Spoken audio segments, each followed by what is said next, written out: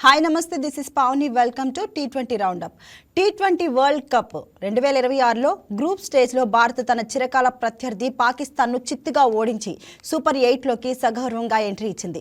శివరాత్రి అంటే చాలు మన టీమిండియా శివాలెత్తి ఆడుతుందని మరోసారి ప్రూవ్ చేసింది. సూర్యకుమార్ యాదవ్ కెప్టెన్సీలో టీమిండియా మంచి ప్రదర్శనిస్తుంది. గత చరిత్రను చెరిపేసి ఈసారి డిఫెండింగ్ ఛాంపియన్స్ టైటిల్ గెలవడం ఖాయమంటున్నారు ఫ్యాన్స్. యూఏఈ ఆఫ్ఘనిస్తాన్ మధ్య ఆసక్తికర పోరు నడిచింది. ఈ పోరులో యూఏఈపై 5 వికెట్ల తేడాతో ఆఫ్ఘనిస్తాన్ టీం గెలుపొంది. ఇంగ్లాండ్ ఇటలీ మధ్య పోరు నడుస్తుంది. ఆస్ట్రేలియా శ్రీలంక మధ్య ఇవాళ రాత్రి 7 గంటలకు మ్యాచ్ జరగనుంది. రెండు టీంలు గతంలో విజేతలుగా నిలిచాయి.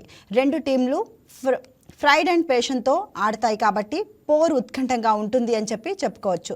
సో క్రికెట్ లవర్స్కి ఈ మ్యాచ్ T20 మజాను అందించడం గ్యారంటీ అంటున్నారు ఫ్యాన్స్ అయితే. సో దీని గురించి మనతో డిస్కస్ చేయడానికి ప్రముఖ స్పోర్ట్స్ అనలిస్ట్ సుధీర్ మహావాది గారు జాయిన్ అవుతున్నారు. వారితో మాట్లాడదాం. Good evening sir. Good evening Pavani, చెప్పండి ఎలా ఉన్నారు? సార్ బాగున్నాను సార్. ఇప్పుడు ఇంకా హ్యాపీగా ఉన్నాను యాక్చువల్లీ. ఆయన మీ ఫేస్ లో హ్యాపీనెస్ చెప్తుంది, అందరి ఫేసెస్ లో కూడా హ్యాపీనెస్ కనబడుతుంది. ఎవ్రీవేర్ క్రికెట్ లవర్స్ అందరూ కూడా చాలా హ్యాపీగా ఉన్నారు. సార్ అందరూ ఊహించినట్లే ఇండియా విజయం సాధించింది నిన్న జరిగిన మ్యాచ్ లో. Absolutely it was a fantastic victory అండి. అంత వన్ సైడెడ్ గా మ్యాచ్ అవుతుందని చెప్పి నోబడీ ఎక్స్పెక్టెడ్. అంటే అఫ్ కోర్స్ పాకిస్తాన్ ఓడిస్తుంది అన్నటువంటి కాన్ఫిడెన్స్ అందరికి ఉండింది, కానీ అలా అంత వన్ సైడెడ్ గా అవుతుందని మాత్రం ఎవరు అనుకోలేదు. ఆల్ డిపార్ట్మెంట్స్ లో దేవర్ అవుట్ ప్లేడ్ అండి. ఇన్ బౌలింగ్, బ్యాటింగ్ యాక్చువల్లీ అద్భుతమైనటువంటి బ్యాటింగ్ చేశాడు ఇషాన్ కిషన్. తర్వాత చివర్లో మనం చూసాం అందరూ కూడా కాంట్రిబ్యూట్ చేయడం. శివన్ దుబే కూడా ఈ played well actually. So little cameo innings from that man. And ఆ తర్వాత మధ్యలో తిలక్ వర్మ అతడు కూడా చక్కగానే ఆడాడు. కెప్టెన్ ఆల్సో కొంచెం పేషెన్స్ గా ఆడాల్సి వచ్చింది, ఎందుకంటే బాల్ ఓల్డ్ అయిపోయిన తర్వాత మనం అదే చర్చించాం కదా, కొంచెం డిఫరెంట్ గా వికెట్ బిహేవ్ చేస్తుంది అని చెప్పి. పవర్ ప్లేలో అనుకున్నట్టుగా రన్స్ రావడం ఇషాన్ కిషన్ బ్యాట్ తోటి ఇట్ వాస్ ఫెంటాస్టిక్ అండి.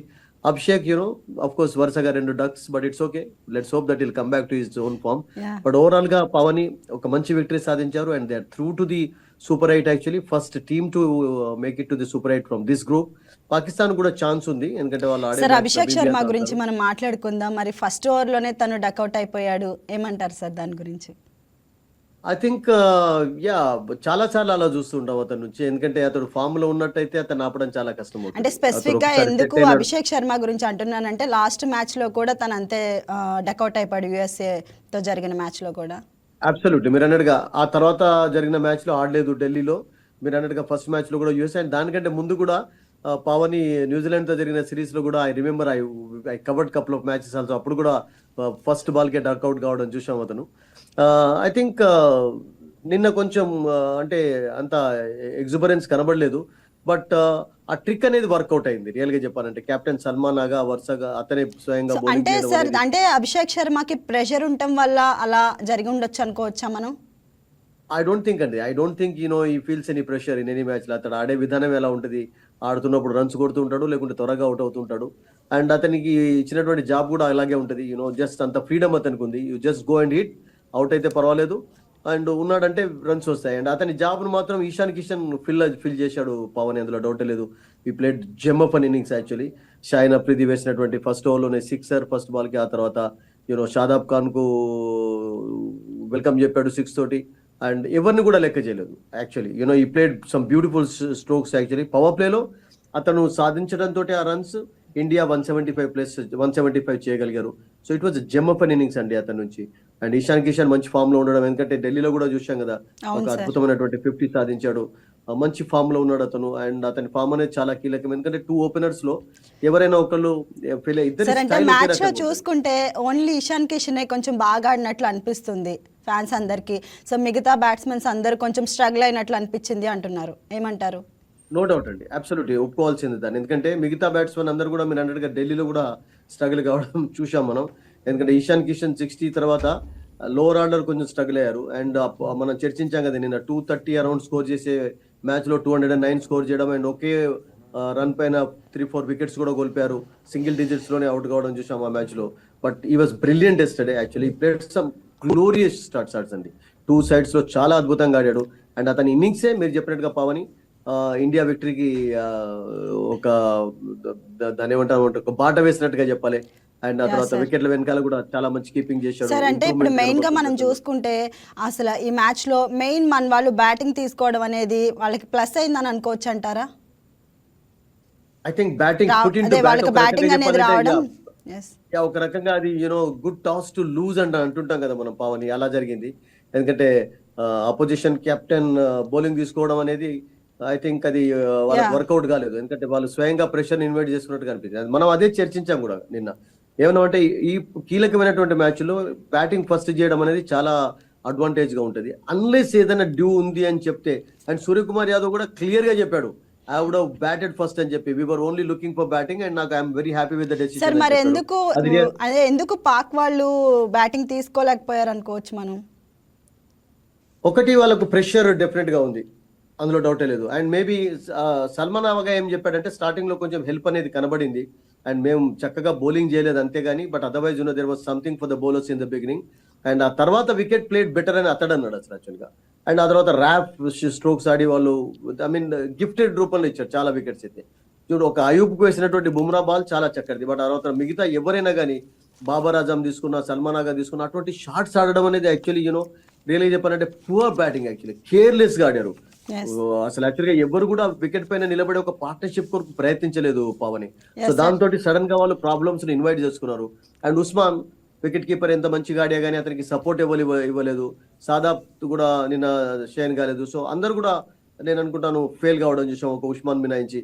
I think most of the batters real గా చెప్పాలంటే they thrive sir there what wickets about Hardik Pandey sir? Hardik Pandey నుంచి అయితే చాలా ఎక్స్పెక్ట్ చేశారు ఫ్యాన్స్ అయితే. తను కూడా అభిషేక్ లాగా డకౌట్ అయిపోయాడు. But it's okay, but he bowled well ఏంటి యాక్చువల్లీ ఫస్ట్ ఓవర్ లోనే వికెట్ అతనికి లభించింది. దట్టు ఫరాన్ వికెట్ తీసుకోవడం అనేది it was good actually, because he's an all-rounder. All-rounder ఉన్నటువంటి అడ్వాంటేజ్ ఏంటంటే మీరు బ్యాటింగ్ లో ఫెయిల్ అయితే బౌలింగ్ లో వికెట్లు తీసుకోవచ్చు, బౌలింగ్ లో ఫెయిల్ అయితే బ్యాటింగ్ లో. ఆ అడ్వాంటేజ్ అతనికి ఉంది. But his role was good actually. And field లో కూడా చాలా యాక్టివ్ గా కనబడ్డాడు. అతనికి బంతి వెళ్ళినప్పుడల్లా కూడా ఎక్కువగా రన్స్ ఇవ్వకుండా I think his role was there yesterday, no doubt about it. Bowling లోనే అయితే కనబడింది. ఆ బ్యాటింగ్ లో అంటే మీరు అన్నట్టుగా మంచి క్వశ్చన్ అడిగారు. అక్కడ కూడా మీరు అన్నట్టుగా కొంచెం కపుల్ ఆఫ్ డెలివరీస్ ఆడిన తర్వాత బిగ్ షాట్స్ ఆడితే పర్వాలేదు. ఎందుకంటే వికెట్ పడ్డ తర్వాత ఇమీడియట్ గా ఒక అటువంటి షాట్ ఆడి వికెట్ కోల్పోయినట్లయితే అనవసరంగా ప్రెషర్ ఇన్వైట్ చేసుకున్నట్లయితే. అందుకనే చూడండి, సూర్యకుమార్ రియల్ గా యాదవ్ చెప్పాలి, ఫస్ట్ బ్యాటింగ్ తనే వెళ్ళాలి అని అనుకున్నాను అని చెప్పానన్నారు. అంటే తను Yeah, చేస్తుంటే బాగుండేదంటారా first? I think Suryakumar decision intention was to bat first. So అనుకున్నట్టుగానే అతనికి బ్యాటింగ్ ఫస్ట్ లభించింది ఇండియాకు. సో ఒక ప్లస్ పాయింట్ అయిపోయింది. ఇండియా టాస్ గెలిచే కానీ బ్యాటింగ్ తీసుకునే ఉండేది. అండ్ పాకిస్తాన్ టాస్ గెలిచిన తర్వాత వాళ్ళు ఇండియాకు బ్యాటింగ్ ఇవ్వడం అనేది ఒక రకంగా చెప్పాలంటే వాళ్ళకు బెడ్స్ కొట్టింది ఆ డెసిషన్ అనేది. అంటే ఇండియాకు గుడ్ టాస్ టు లూజ్ లాగా అయిపోయింది. సో బట్ ఇక్కడ నేనేమంటానంటే 140 దగ్గర ఇంకొక 10-15 రన్స్ ఎక్స్ట్రా. ఎందుకంటే అప్పటి వరకు అంటే మీకు ఇషాన్ కిషన్ ఒక బ్రిలియంట్ ప్లాట్ఫామ్ ఏర్పరిచాడు పవన్. అండ్ ఆ తర్వాత నేనేమంటాను అనుకున్నానంటే ఇంకొక 10-15 రన్స్ 185-190 లాగా వికెట్ కనబడింది ఆ పర్టికులర్ సిచ్యువేషన్ లో. అండ్ అవి మిస్ చేసుకో. దానికి కారణం ఏంటంటే నెక్స్ట్ మ్యాచ్ లో కొంచెం కేర్ఫుల్ గా ఉండాలి ఈ విషయంలో. ఎందుకంటే మీకు అటువంటి అవకాశం ఉన్నప్పుడు, మీరు ఇంతకుముందు హార్దిక్ పాండ్యా విషయం అడిగారు కదా, రాగానే అవుట్ అయినాడు అని. అతను కూడా యాక్సెలరేషన్ చేసే సమయంలోనే అవుట్ కావడం చూసాం. బట్ ఆ తర్వాత శివం ప్లేడ్ వెల్ అండ్ రింకు ఆ తర్వాత లాస్ట్ ఓవర్ లో 1-6 1 boundary and they played well also towards the end. But overall గా కొన్ని ఎర్రర్స్ ఉన్నాయి డెఫినెట్ గా. నేనేమంటానంటే అక్కడ కొంచెం వాటిని సెట్ చేసుకోవాలి. ఎందుకంటే లాస్ట్ మ్యాచ్ లో కూడా పవని అదే జరిగింది కూడా. What happened against the opposition last match మనం సార్ చూసాం కదా. యాక్చువల్లీ చాలా టోటల్ స్కోర్ 175 రావడం వల్ల సో ఫ్యాన్స్ లో కొంచెం కంగారు అయితే స్టార్ట్ అయింది ఖచ్చితంగా. ఎందుకంటే ఆబ్వియస్లీ 200 అబోవ్ ఎక్స్పెక్ట్ చేస్తారు ఖచ్చితంగా. సో బట్ దాని ఆ గురించి వికెట్ పైన మీకు గుర్తుంటది, మనం డిస్కస్ చేసినప్పుడు 170 is a good score and ఏవి ఎక్స్ట్రా వచ్చే బోనస్ అని మీరు చెప్పారు I think you remember. Yeah 170 కంటే ఏవి వచ్చా కానీ 5 అయినా 10 అయినా మనం అట్లా డిస్కస్ కూడా చేసాం, అవన్నీ బోనస్ అయితే అన్నాం. అండ్ నిన్నటి వికెట్ పైన 170 అనేది ఫస్ట్ బ్యాటింగ్ చేసినప్పుడు వచ్చినాయి కానీ, బట్ సెకండ్ సల్మానాగా ఎలా అన్నారో తెలియదు కానీ యాక్చువల్లీ బాల్ వాజ్ కొంచెం స్లోగా రావడం కూడా చూసాం. And Indian bowlers of course chance ఇవ్వలేదు. ఫస్ట్ ఓవర్లోనే వికెట్, సెకండ్ ఓవర్లోనే 2 వికెట్స్ పడిపోవడంతో పాకిస్తాన్ అసలు యాక్చువల్ గా సడన్ గా ప్రెషర్ ఇన్వైట్ చేసుకున్నారు. పవర్ ప్లే లో మీకు ఎప్పుడైతే రన్స్ రాకుండా మీరు 3 వికెట్లు 4 వికెట్లు కోల్పోతారో then you are power play కూడా 170 అనేది కూడా పవర్ ప్లే లో కూడా 4 వికెట్స్ పడ్డం చూసాం మనం. పడడం చూసాం. అండ్ పవర్ ప్లే లో అట్లా కావడం తోటి 160 170 స్కోర్స్ కూడా ఏమవుతాయంటే 200+ స్కోర్స్ లాగా అయిపోతాయి. ఎందుకంటే మీకు రన్స్ రావు, వికెట్స్ కోల్పోయి ఉంటారు, ప్రెషర్ ఉంటుంది. యాక్సెలరేట్ చేద్దామంటే మళ్ళీ కొంచెం ఫ్రీడమ్ ఉండదు. షాట్స్ ఆడడానికి సిక్సర్లు సాధించడం అక్కడ కష్టంగా మారింది. బౌండరీస్ రావాలి, సింగిల్స్ టూస్ దివాలి. సో ఇవన్నీ ఇబ్బందులు అక్కడ ఉన్నాయి కనుక కొలంబోలో.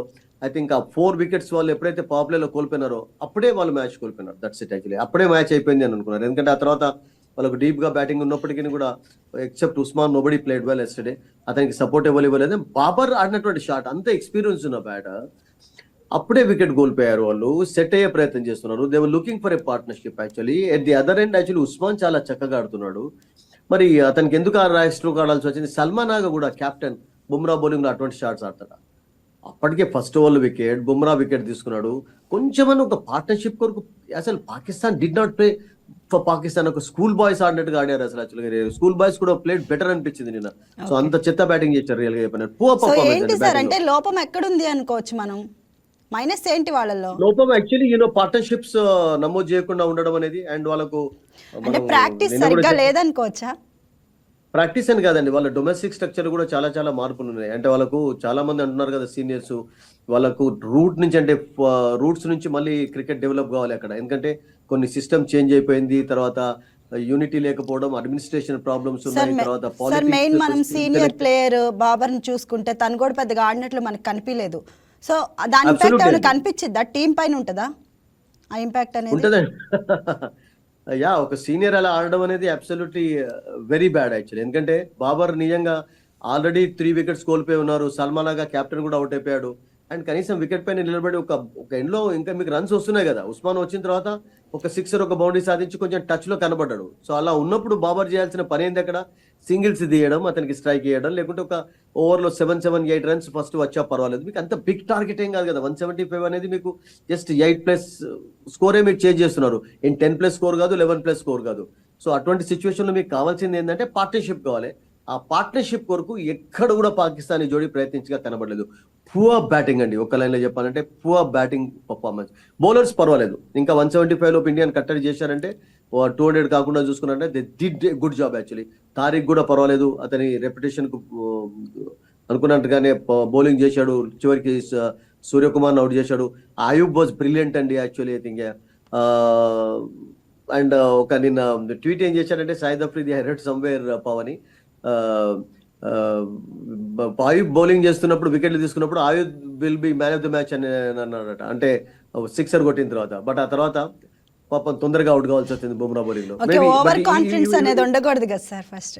యా బట్ ఈ ప్లేడ్ వెల్ అండి, పర్వాలేదు. బౌలింగ్ లోనైతే చాలా మంచి, అతను ఒక మంచి ఆల్రౌండర్ గా ఎదుగుతున్నాడు. పాకిస్తాన్ కు ఫ్యూచర్ లో నేను అనుకుంటాను this man is going to be a key player for them actually. I think ఎందుకంటే అతనికి వన్డేలో ఎబిలిటీ ఉంది, T20లో ఆడగలుగుతాడు, టెస్ట్ మ్యాచెస్ లో కూడా ఆడే ఎబిలిటీ ఉంది. ఈజ్ అ గుడ్ ఫీల్డర్, ఈ టుక్ క్యాచెస్ ఆల్సో ఎస్టర్డే పవని. సో మొత్తానికి ఓవరాల్ గా ఒక ప్లస్ పాయింట్ ఏంటంటే వాళ్ళకు కొంతమంది ప్లేయర్స్ ఉన్నారు అండ్ వాళ్ళు ఆల్రౌండర్స్ గా ఎదిగే ఛాన్స్ ఉంది కనుక I think it's good. Sir మన టీమ్ ఇండియా అయితే సూపర్ 8 లోకి వెళ్ళిపోతుంది.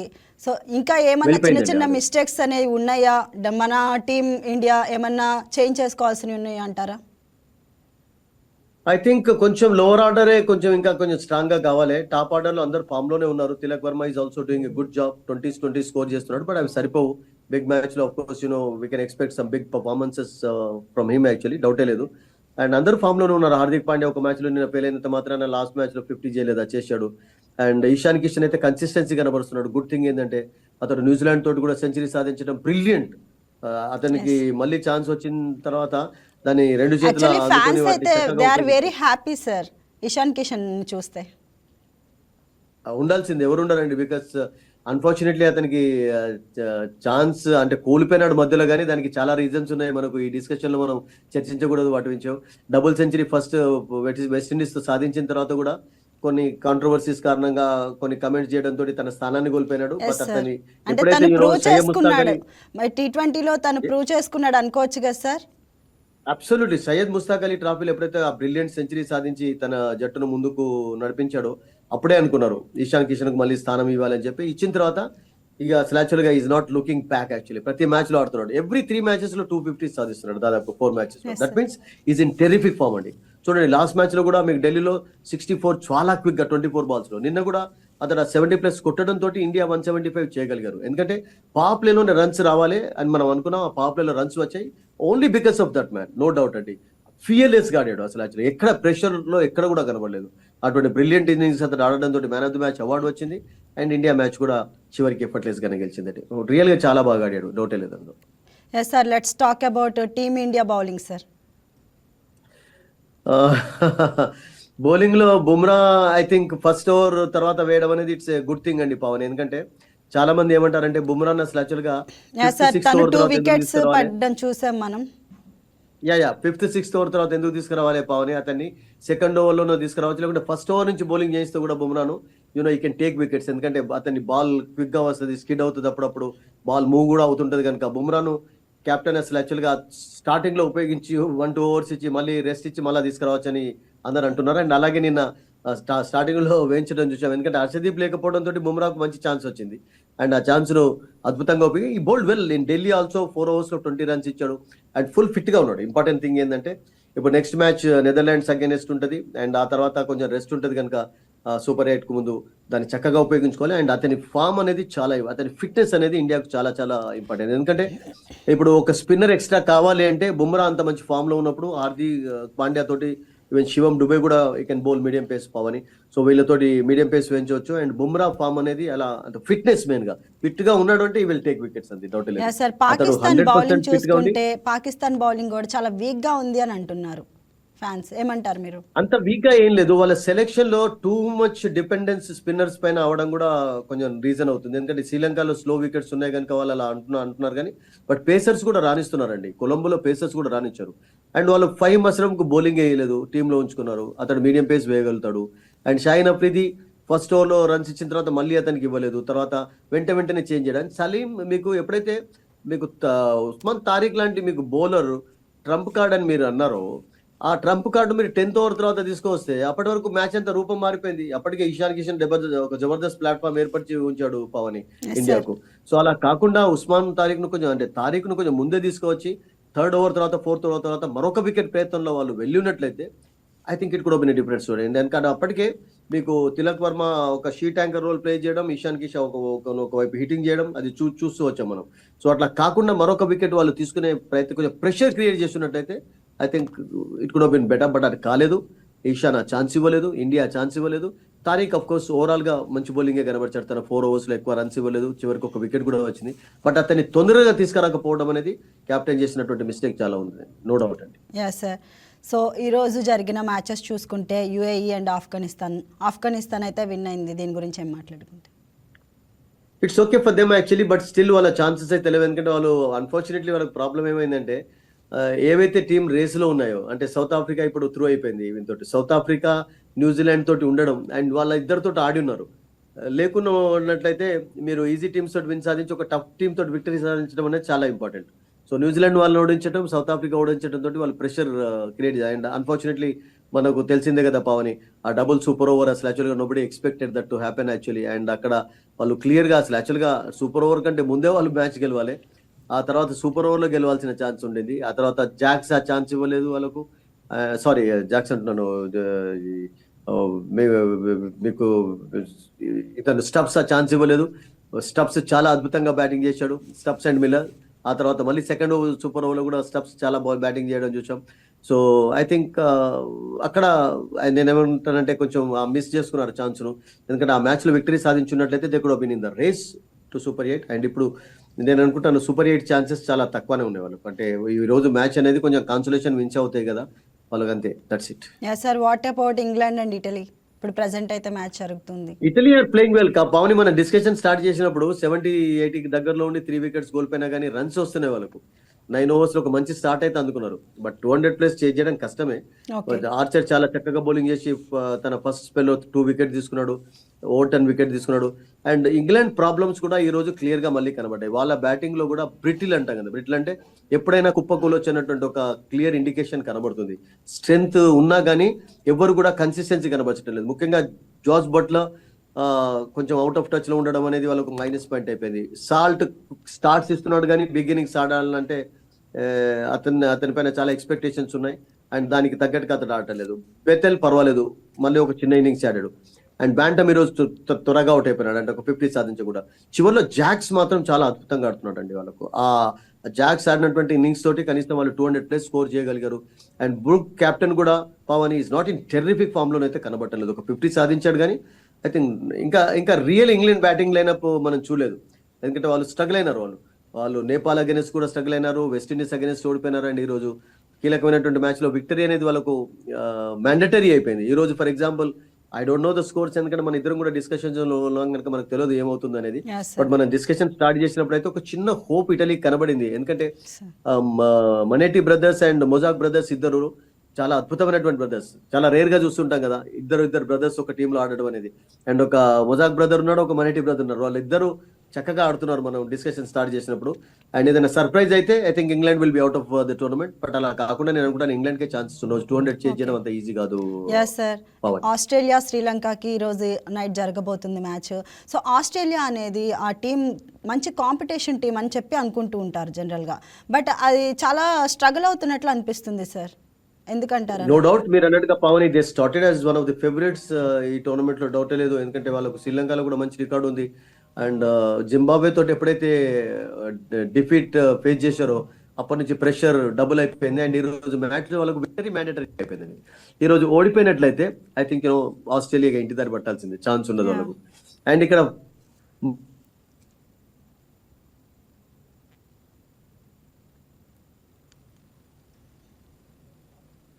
వాళ్ళకు కూడా ఛాన్సెస్ ఉంటాయి. అప్పుడు ముగ్గురు ఆస్ట్రేలియాకు లాస్ట్ మ్యాచ్ ఒమన్ తోటి ఉంటుంది. సో 3 టీమ్స్ కు 3 విన్స్ అయ్యే ఛాన్స్ కనబడుతుంది ఈ గ్రూప్ లో క్లియర్ గా చూసినట్టయితే.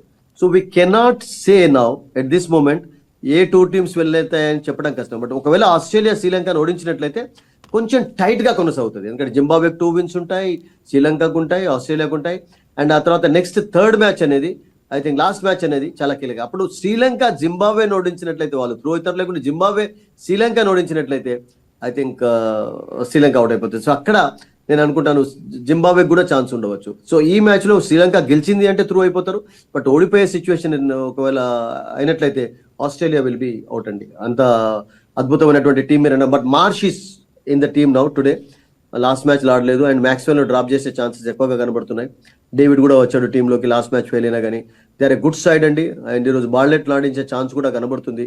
బట్ కొంచెం ప్రెషర్ అనేది ఉంది. ఎందుకంటే వాళ్ళకు కమిన్స్ లేకపోవడం, హేజల్వుడ్ లేకపోవడం, స్టార్క్ రిటైర్మెంట్ ఇవన్నీ కూడా ఒక్కసారి జరగడంతో ఐ థింక్ ఆ ప్రెషర్ అనేది క్రియేట్ అవుతుంది. ఎందుకంటే మ్యాచ్ విన్నింగ్ బౌలర్స్ కదా వీళ్ళందరూ. మ్యాచ్లో ఒక స్పెల్లో మ్యాచ్ యొక్క రూపాన్ని మార్చేసి విన్ సాధించేటటువంటి బౌలర్స్ లేకపోవడం కూడా క్లియర్గా ప్రెషర్లోకి నెట్టేసింది. ఎందుకంటే వాళ్ళకు జంపా కూడా అంత ఎఫెక్టివ్గా కనబట్టలేదు. శ్రీలంకన్ వికెట్స్ పైన రియల్గా చెప్పాలంటే he should have been taking wickets in every match. But అలా కనబట్టలేదు. Is doing a good job.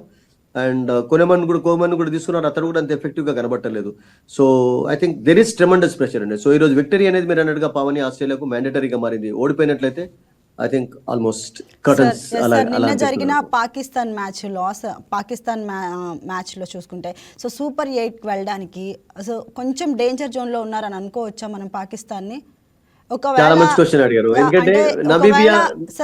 Pakistan next matches కూడా ఓడిపోతే సో ఆ ప్లేస్ ని ఏ టీం రీప్లేస్ చేసే అవకాశం ఉందంటారు? ఐ థింక్ యూఎస్ఏ కు ఛాన్స్ క్లియర్ గా కనబడుతుంది. ఎందుకంటే వాళ్ళ ప్లస్ రన్ రేట్ అనేది ప్లస్ లో ఉంది వాళ్ళకు. అండ్ పాకిస్తాన్ రన్ రేట్ కొంచెం నిన్న డిఫీట్ తోటి వాళ్ళకు తక్కువ అయిపోయింది. సో దాంతో ట్రెమండస్ ప్రెషర్ ఉంటుంది. అండ్ నమీబియా ఒకవేళ ఓడించినట్లయితే I think USA will be very happy. Because నిన్న విక్టరీ సాధించడం అనేది చాలా అద్భుతం అయిపోయింది వాళ్ళకు. అండ్ ఇండియా అగెన్స్ట్ కూడా యూఎస్ఏ చాలా చక్కగా ఆడారు. And they have played better cricket than other teams actually. India తర్వాత యూఎస్ఏ చాలా మంచి క్రికెట్ ఆడినటువంటి టీం ఈ పర్టికులర్ గ్రూప్ లో పవని. అండ్ ఒకవేళ మీరు అన్నట్టుగా అలా జరిగినట్లయితే Pakistan lose to Namibia in the last match and Netherlands గెలిచగానే ఛాన్సెస్ లేవు. యూఎస్ఏ ఆల్రెడీ 2 wins తో ఉన్నాయి కనుక I think India and USA will be through. India already వెళ్ళిపోయింది అండ్ యూఎస్ఏ ఛాన్సెస్ మెరుగుపడతాయి మీరు అన్నట్టుగా. పాకిస్తాన్ ఒకవేళ ఓడిపోయినట్లయితే ఐ థింక్ అలా ఛాన్సెస్ కనబడుతున్నాయి. పాకిస్తాన్ కు విక్టరీ అనేది మ్యాండేటరీగా అయిపోయింది నెక్స్ట్ మ్యాచ్ లో. Thank you so much sir for joining. Thank you అండి. సో ఇది ఇవాళ T20 roundup. That's all for now. Keep watching YK news Telugu వారి గుండె చప్పుడు. ఈ వీడియో మీకు నచ్చినట్లయితే లైక్ చేయండి, షేర్ చేయండి, మా ఛానల్కి సబ్స్క్రైబ్ చేయండి.